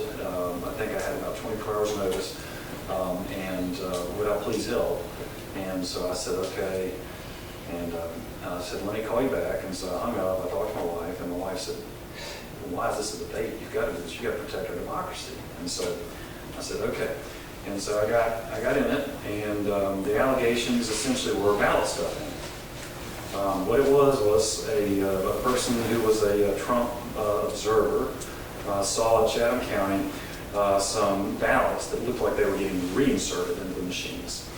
And so they had two of those observers ready to testify at this injunction hearing, asking the judge to, prevent certification, and basically order, all sorts of relief based on those observations. And so I had to jump in very quickly and get the witnesses to actually what had happened available to me. And so I did that. We presented all the evidence. We cross-examined those witnesses who ultimately admitted they didn't know what they saw. And then I had these affirmative direct witnesses of the Board of Elections employee staff who all said, oh, I remember exactly what he's talking about. There were 50 ballots, or 50-something ballots. They'd gotten waterlogged. We couldn't get them into the machine, and so we kept having trouble after trouble after trouble. And that's what happened. And then on top of that, those are still barcoded, and so they can't be double counted. And so, of course, then the judge threw the case out. We won with Darien. So I am not speaking for a political party or anything like that, but I think it's important for you to recognize that regardless of what my political affiliation may be, my job is to do what's right, and it's what do what's right for this Board of Elections as well. And so that's my commitment to you, and I assure you I will honor that commitment 100%. Another thing I wanted to talk about was one of the gentlemen made a comment about if Mr. Perkins will allow so-and-so. That's not what I do. Any member of the public can approach you. They can send you emails. They can send you emails you may not want to receive. I can't stand in the way of that. I won't. Okay, so the information will flow to you. I assure you I'm not going to stand in the way of any information flowing to you. In addition, today I think a good example of it, I'm here to answer any questions you have. Please feel free to ask me questions during the meetings, outside the meetings. That's what I'm here to do is to provide you with any legal analysis, answers I can provide to you. And I'll also assure you that if I don't know the answer, I'm going to tell you that. Because there's plenty of times I won't know the answers to any questions you may have. But I certainly will research them and do my best to find answers. An attorney for a board like this, his or her role is to answer questions, legal questions, right? But sometimes policy questions will arise, and so one of the things I try to do my best about is to recognize if you're asking a policy question or you're asking a legal question. If you're asking a policy question, I would likely say, hey, that's a policy question, but do you want to know what my policy analysis is? And if you say yes, I'll do the best provided, or I may tell you I'm just not comfortable doing that because I feel like I'm going to get in the middle of somebody and I don't want to talk about policy. That policy is your role to set policy. So, but also I'll tell each of you, if I ever get into policy without asking you if you want me to, please say, Mr. Perkins, are you talking about policy? And I will hear you loud and clear, and I will back down unless you want to hear from me about policy. Okay, so that is just a general explanation on my role to you. I'll now go on to some actual substantive updates, and also I'm going to address some of the questions that were asked today, because I think I have answers to at least some of those. But before I do that, do you have any questions about my role as attorney for the Board of Elections? Substantive update, number one, I think this is significant, and some of you may not be aware of this, is that, as you know, Fulton County District Attorney's Office has handed down indictments against, I forget, 16, 18 people in that case. Right? So the first trial is scheduled in that matter. Although they indicted all those people all together, they're being split up. So the first trial that's scheduled is coming up relatively soon, and that is against Sidney Powell and I forget his first name, but Cheesebro is his last name. And so in connection with that, the Fulton County District Attorney's Office reached out to me regarding some subpoenas that they intended to issue. And they called these subpoenas to state's witnesses. Okay. State's witnesses means that the prosecution at least thinks these people will be helpful to the prosecution's case. I want to make that very clear to everybody because I'm about to name the people, some of the people that received these subpoenas. And I want to make it clear there's no indication that the fact of these subpoenas is an indication that these people did anything wrong. The indication, in fact, is they're state's witnesses.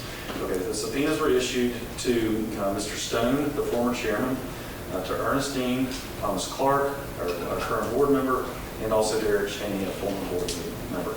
So what I did in handling that is I said, I reached out to these individuals or their attorneys if they're represented by counsel and said, here's the issue, subpoenas have been issued, how do I need to proceed? And so what I've done is I have put the Fulton County District Attorney's Office in touch with their attorneys. I'm sorry, I left one person. One of the other persons they asked about was Jill Riddle Hoover. Same thing, I connected the Fulton County District Attorney's Office with her attorney, and so that's how that's being handled. Another thing that I should mention to you is right now we have an acting chairman, and that's Mr. Thomas. And so there's going to be a question for you guys to think about is we're going to need eventually to make a decision about a permanent chair. And I'm going to tell you a policy thought, but bear with me because it does relate to legal also, which is from a legal perspective, I don't think you have to appoint your acting chairman today. I don't think you have to do it next month. But it doesn't even, as long as Mr. Thomas is willing to serve, I should say, in his role as acting chairperson. But it is something I think you all should think about. Mr. Tanner, this being his first meeting, this is my policy comment, is that, my thought was he may wish to wait after he watches everybody on the board before he knows who he might want to cast a vote for. But that's ultimately your decision, and so I just wanted to mention that procedural issue to you as well. All right, so now I want to address some of the comments that were made. Ms. Paula brought up the comments about partisan activities, one of the comments Mr. Hudson made. And, I think you as a board made a very clear comment. You voted that the conduct that occurred is not allowed, not endorsed, and it's not sanctioned, nor is it approved. You also, I think as a board, made it very clear that you do not allow, endorse, or authorize partisan activities. But if you wish to make a motion to make that even more clear, that is certainly within your purview as a board to do. And if you'd like me to prepare a resolution or something like that, because the public wants to see things, and the public likes tangible things. To do that, I'd like to ask them to prepare a resolution that kind of lays those kind of things out. Maybe a little bit long to do that today, but each of you can call me, email me, anything like that, and make some suggestions, and then we can all. Christy, as you know, is more than happy to call you guys and just work on a consensus. Do you want to issue this as some kind of proclamation or public statement? And we will work hard on that because I think the public wants to hear things. They want to hear answers. I've heard that loud and clear. You've heard that loud and clear. And so I know you want to do what you can on that. Mr. Morris asked some questions about the voting machines. Mr. Morris, I don't have all the answers right now. I apologize because you're right. You asked these questions clearly. I wrote them down. In fact, I had my secretary type them. But I got busy and I didn't get answers to all these questions. So I'm going to tell you what I think, but that's not good enough, so don't bank on it. What I think is the voting equipment did not need to be replaced before the breach. That's at least my general understanding. My understanding was based on a quotation, I think, from Ryan Germany in the paper. I don't know who Ryan Germany is. He was the one who kind of stood up to Mr. Trump on the phone call to the Secretary of State's office. If I understood what he said was they replaced the equipment to put to rest the concerns about there still being compromised elections here. And then you asked about the cost. I don't know the answer to that. But we're going to work on those answers. And so take what I just said about those things with a grain of salt, but you're right. Those are important questions, and we need to get answers to them. Another question you asked was, how do the people know to come to Coffee County? I don't know the answer for sure, but I know in general, and you mentioned Michigan, so you may already be aware of some of this, which is that there were some perceived discrepancies with vote counts in some jurisdictions, and one of those was Coffee, another one was Michigan, I think another one was Arizona. And so there was some, at least, public reporting about that. In fact, I remember reading it in the paper in December, I think, when I found out, it was before certification. And so there was some discrepancy issue here, and it was a small number of votes. And in fact, I think what it turned out was there was an error, a human error. But anyway, that alone, I think, got Coffee County in the public eye enough that somebody north of here got wind of it, and then tried to do what they did, which was to enter the offices apparently on January the 7th. So again, if I can get more answers, more detailed answers for you, I will. But that's at least what I have gathered, and frankly, that's really what I've gathered more as an outsider, just because I am one of those people that reads the paper cover to cover every day, and so I just remember those things happening. And so when I was asked to come down here, that's what already I had in my mind. I was thinking, I remember that, I remember this. These kind of details started to kind of coalesce, and so I think that is generally the answer. Then another comment was about tell us what happened, in the independent investigation. So members of the board, I'll just tell you again about what I have seen on the concept of independent investigation. I 100% agree with the comment that I could not be entirely independent if I were to conduct it, if you were to ask me to do an investigation, right? Because my duty is still to you as a board.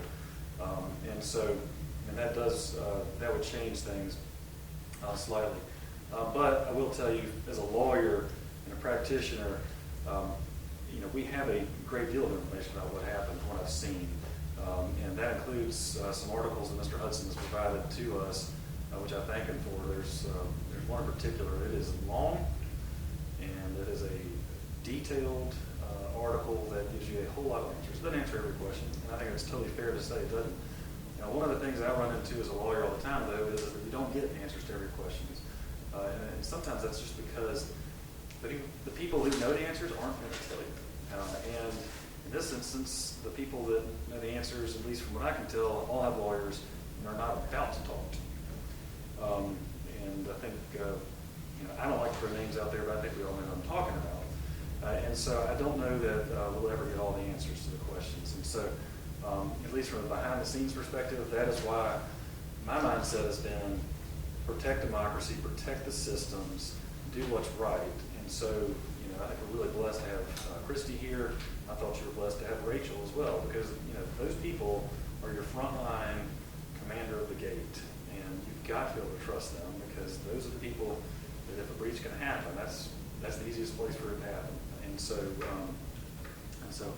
when I look at the going forward, is what I keep thinking about. It's like, you've got to go forward. This can't happen on my watch, and I mean that too. I mean, just as your attorney, and I'm not here very often. I'll be darned if it's going to happen again, and so I don't want it to happen again. And so that's why you've got people like Lynn Bailey, hopefully going to come, or somebody else, if you choose somebody else to come and look at your systems and let us know. One of the things I was talking to Christy about is we've already had several elections, both prior to Christy here, since the breach, and by all accounts, they've gone well. Now you've got Christy is going to get thrown into the fire a little bit with two municipal elections, Broxton and Douglas, as well as East Blast, all being voted on in November. I told Christy, I said, I wish you didn't have to have a countywide election as your first one, but at least it's East Blast and it's not a presidential election, right? So we've got a good moment here to get some testing in, to learn from those and to figure out ways to move forward. And then we've also are going to have, again, additional training and all these other people hopefully helping us look at ways to improve. And I think that's the direction we're headed as a board. And so, and I commend you for all of that.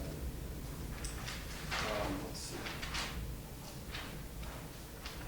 There was a question asked about personal information that was accessed in the breach. If personal information was accessed in the breach, that's something I'm going to look into closer. I have a preliminary thought that personal information would not have been accessed just because of my somewhat rudimentary understanding of how those systems work. But your ballot is secret, right? We've all seen the barcodes and all that kind of stuff. I would be surprised if what was imaged is capable of having been reverse engineered to go, oh, okay, Ben Perkins cast a vote for so and so. But I think it's a question that I would like to look into further, and so hope to have answers to that question as well, because it's been asked, I think, more than once. I was looking back at any other questions that I had written down. I think that is it in a nutshell as far as I wanted to discuss. And again, now I'm here. Do you have any questions for me as a board? Anything I can answer for you today, or anything you'd like me to look into so that the next meeting I can answer those questions for you? I'd definitely like for you to work with Christy and get what questions we can get answered definitively. Because one of the things we don't want to do as a board is give bad information. I know we have been criticized at times for not giving enough information, but at times we have, as Mr. Hudson has pointed out, we have not had the information to disseminate. And so, me personally, it's just my personal opinion, not from the entire board, but if Christy calls and asks me about something that Mr. Hudson said or did, I don't want to comment if I wasn't there and heard it, or didn't hear it. And now if I was there, I would say, okay, well, what I heard Mr. Hudson say was Matthew was wearing a blue shirt. You know, yep, I was. If I wasn't there, if nobody has specifically told me that was there, I personally don't want to give out a guesstimate. But we can at least tell you that, hey, we can't get a good answer to your question, if nothing else. And hopefully we can get some good answers for you. So, if you'll work with Christie on that, I appreciate it. Absolutely. And I'll add to your software, the computer side of things. I am an IT guy. My personal thinking after reading all this stuff is they run after personal information that we're looking at programming, and that's the way I would think that went. Personal opinion. All right, thank you. Thank you, Mr. Ben. Yes, ma'am. Yes, ma'am, sorry. You were saying that you were gonna check into, the software issue, the questions about the software. Okay, And I don't know if I'll be able to get answers, but I'm going to do what I find out. I understand. But what I would really like to find out, that when they access the equipment, they got, from what I could see from the photos, that they removed out of the stomach of the computer. They got everything. So whether they use that information or not, or whether they use all that information or not, we don't know. But there is a possibility that they can use it. I'm going to check into that. I think what she's referencing is rather than the ballots association with the voter, their information as far as birthday, social, that type of stuff, correct? Their address. I think she was. Well, they got from what I saw, they made copies on their disk of everything. And that means, I'm assuming social security numbers, birth dates, addresses, everything. Yes, ma'am. Now, whether they use everything, we don't know.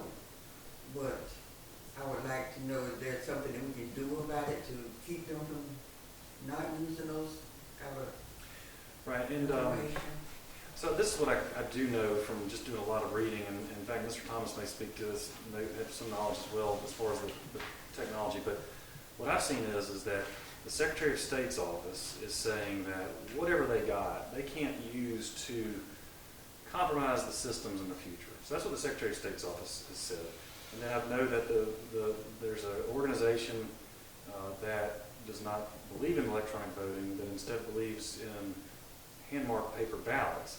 And they have an expert, they've got an expert who has said, oh, it can be used again. And so I think my answer to you is there's not going to be an answer to you. There's going to be, my answer to you I think is always going to be, there's one group of people that say they can use it to wreak havoc, and there's another group that says they cannot.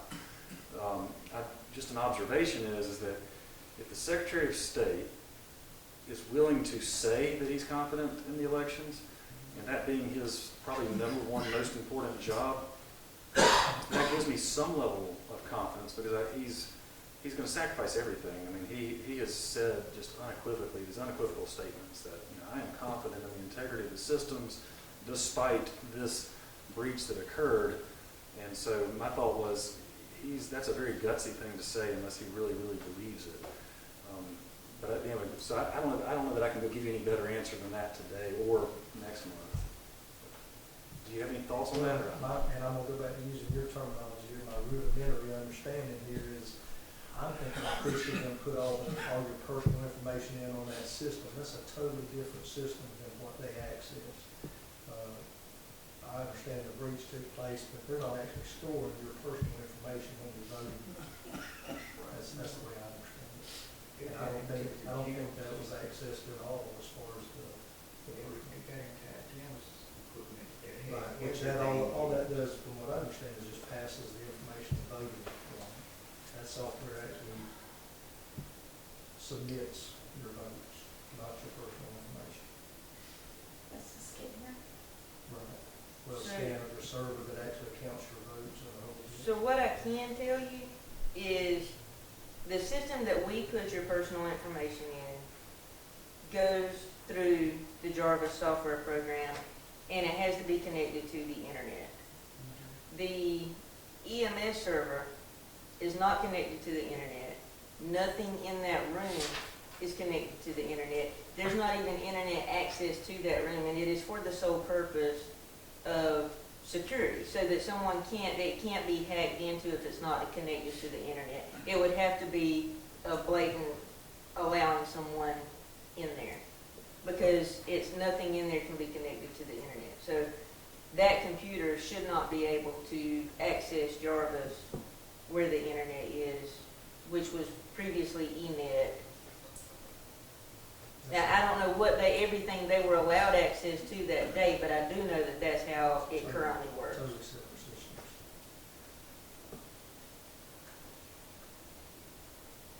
That's interesting to know to me that it's two different systems and information is not combined. Right. There's a lot of thought that was put into it. I mean, I'll give them credit as far as the technology. Mr. Bill, Mr. Owens got a question, is that okay? Sure.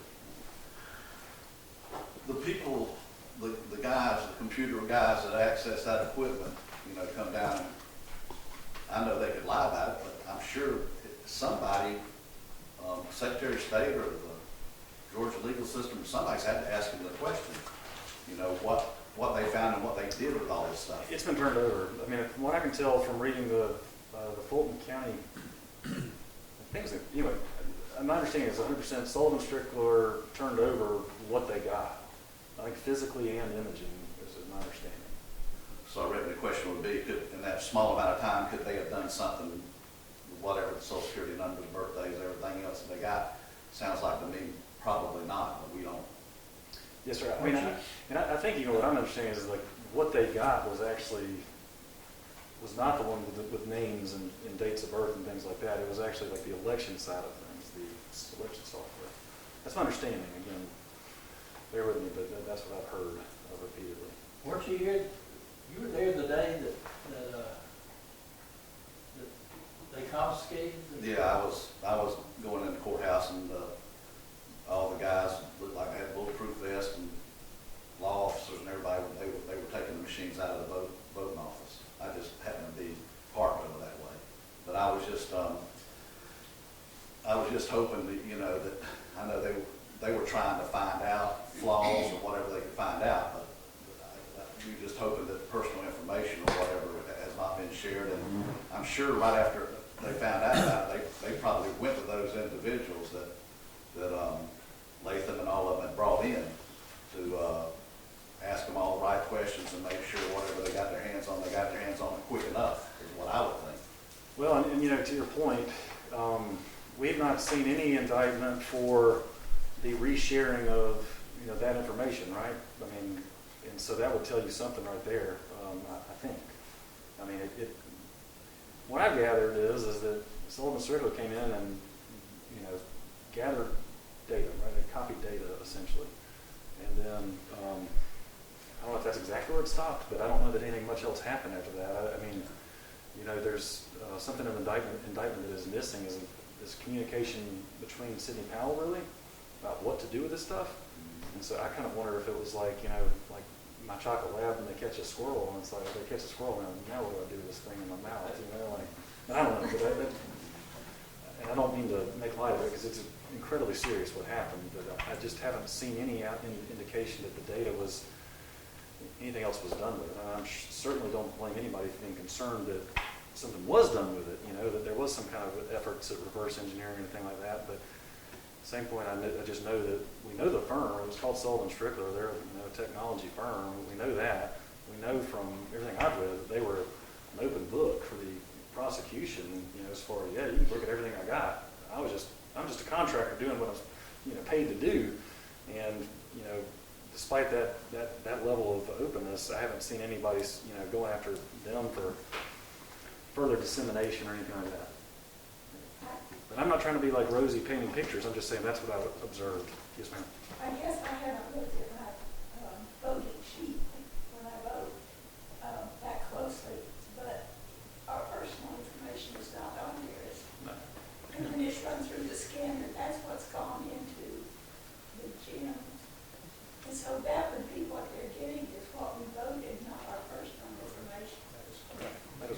trying to say. There is nothing on the ballot to identify.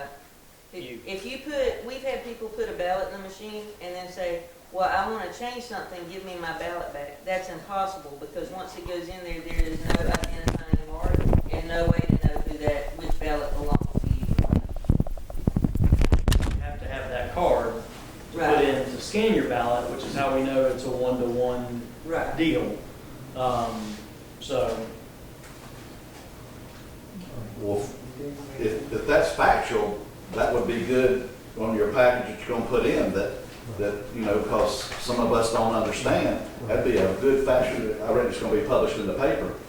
That would be, if it's factual, we need to put it in there, that'd put a lot of people's mind at ease, right? That's correct. Well, and it may be that simple statements like that may be something that it's easy for me to take for granted because I just know it, because it's what we do and how we operate.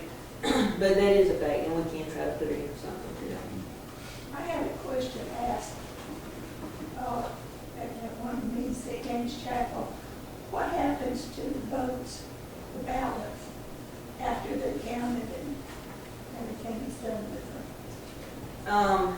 They are stored at the clerk's office at the courthouse.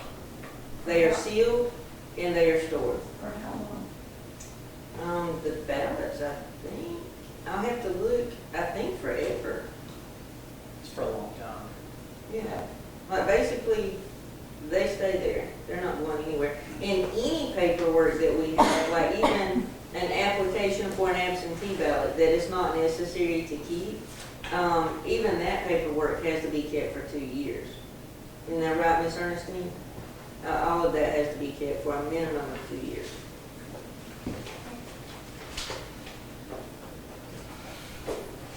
Thank you. Thank you, Mr. Miller. We are to questions and comments by the board. Does anybody have anything at this time? If you would like to answer any questions that were posed to you specifically, now is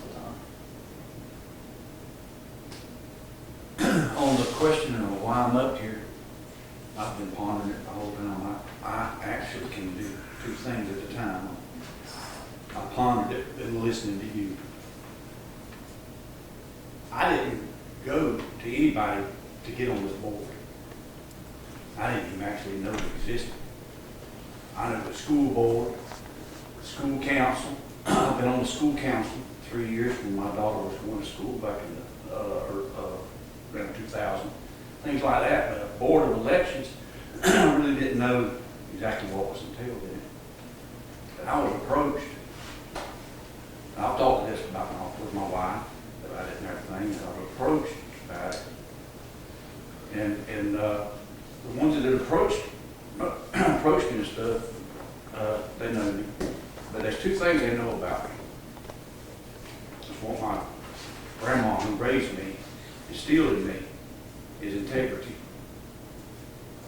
I can't stand a liar, I can't stand a thief. So I don't compromise on any of those. And that's the reason they came to me. They said, we're in a bind, some things went on where when Stone said he was leaving out, and he says, we need somebody in my district. Now let me get this straight, I'm not sure, this is my first time. Is each person in a different district? Yes. 5 districts? Yes, sir. That's what I thought, but I wanted to make sure. So there's probably 1,000 people in my district that would have been better for this job than me. I'm retired from the phone company. I've worked all my life with my hands and my brain to get some of it done with the internet, installing those things. Most of my life was on the farm, cropping tobacco, doing everything else. For me to be on the board of elections, it ain't because I was groomed for it, I can tell you that. But when they came to me, they knew. And I first told them, I said, you don't want me on there. I'm retired and I'm out here driving a truck at the peanut mill right now just to have something to do. I'm not a politician. Are y'all politicians? So I had to talk with them to find out that this is not a political job. But as I get older in life, I'll be 69 next month. As I get older in life, I start seeing things that I want to do and have been doing to get back to the community. And some of my time to do through my church and other ways of helping people, just like I'm just been elected back in May to be the commander of the American Legion Post 18. Now, I call it the geriatric crew because I'm 69, they're 90 at my group. So I said I got it by default. But I was never groomed to be a commander of the American Legion. But I'm trying to give back to the community. I'm trying to give back to where I've never officially been able to do those kind of things. Am I going to make some mistakes? You bet you. Ask my wife. But I'm not doing nothing illegally or any of those things. And that's why once I pondered on it and prayed about it, I told him I'd do it. Like I said, there's 1,000 more people that need to be in this chair besides me. But I guess I'm right. I guess I'm here for the man with dirt on his hands. And I ain't talking about dirty hands, I'm talking about dirt, working. And that's who I want to represent, those that don't have a voice. And that's just me. Thank you. We appreciate you being here. Any other questions or comments? No? Thank you, Bobby, for serving. Yeah. I've got one more thing to add here. Miss Marilyn Marks had sent a request for some things that she thinks we need to do. And I just want to put it in the comments that we will work on that. I think we've all got copies of it. We need to make, just like we're trying to answer your guys' questions, we need to answer as many questions openly as we can. And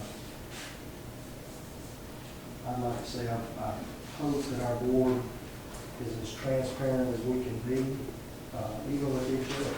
We need to be bipartisan in all our views and concerns. We're working with each other to work with each other, not to go behind anybody's back. We need to work with each other up here. That's the only way we're going to be able to answer your questions and be held accountable by you guys. So, that being said, that's all I've got. Ms. Marks, if you're listening, we will get your questions answered there to the best of our ability. Any other questions or comments? Anybody else? Good? I'll take a motion to adjourn. So moved. I have a motion from Matthew to adjourn. I have a second from Ms. Ernestine. All in favor? Thank you guys for coming. Closing prayer. We forgot last time. About did it again. Matthew, would you do the closing prayer? Absolutely. Let's pray. Dear Heavenly and gracious Father, we thank you for this day, and we thank you for this opportunity to come together in a free country where we can vote for who gets to make the decisions. And Lord, we hope that this committee, that this board, makes our decisions and what's right in your eyes, and that we leave all of our personal agendas and political agendas and personal feelings at the door, Lord. We ask that you guide every step we take and every decision we make. And Lord, we ask all this in your Son's precious name. Amen. Amen.